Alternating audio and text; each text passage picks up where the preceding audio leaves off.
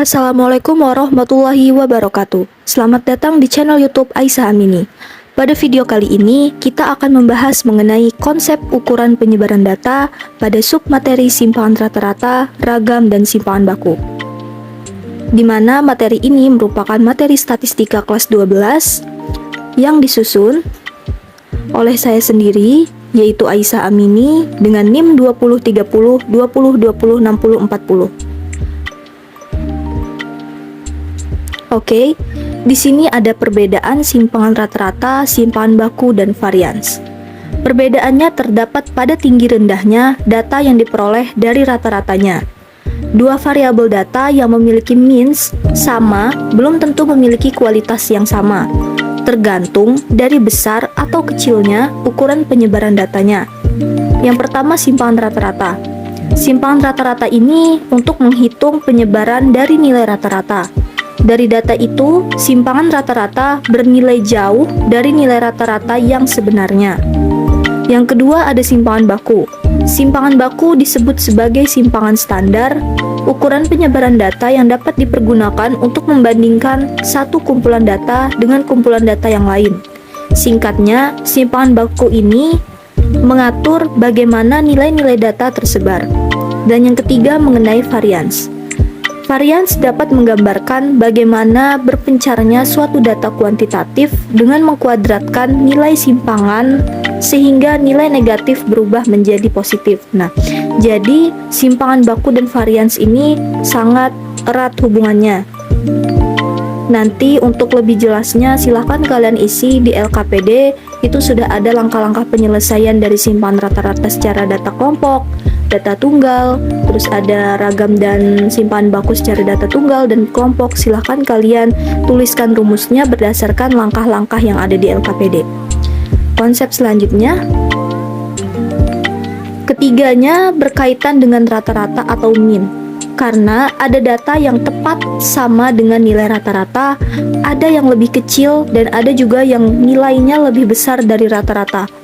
Artinya, bahwa antara tiap-tiap data dengan rata-rata terdapat jarak atau dispersi atau ukuran variasi.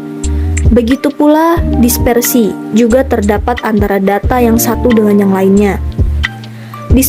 Dispersi diperlukan karena ukuran ini memberikan informasi mengenai sebaran nilai pada data tersebut.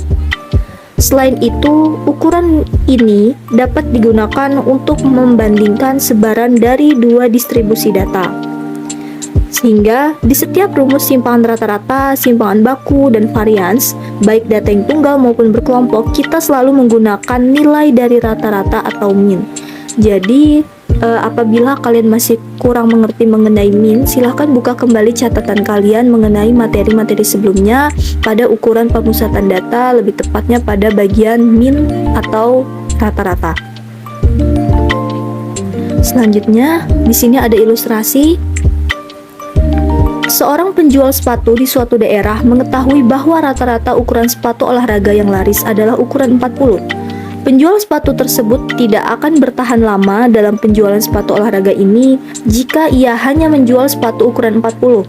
Karena walaupun ia mengetahui rata-rata ukuran sepatu pembeli di daerah tersebut, ia juga perlu mengetahui bagaimana data menyebar, yaitu apakah datanya mendekati rata-rata ataukah menyebar merata.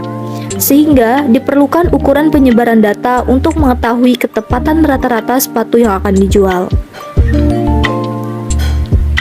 Ilustrasi yang kedua, untuk menentukan apakah suatu nilai rata-rata dapat mewakili suatu rangkaian data atau tidak, contoh data upah 5 karyawan berikut. Yang pertama, data upahnya merupakan 15.000, yang kedua 25.000, yang ketiga 30.000, dan yang keempat 30.000, dan yang kelima 100.000.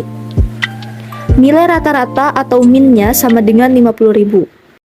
Nilai rata-rata yang benar adalah 40.000. Kita dapat mengatakan bahwa nilai rata-ratanya kurang mewakili karena data tersebut memiliki standar deviasi yang besar, di mana 4 dari 5 karyawan berada di bawah rata-rata.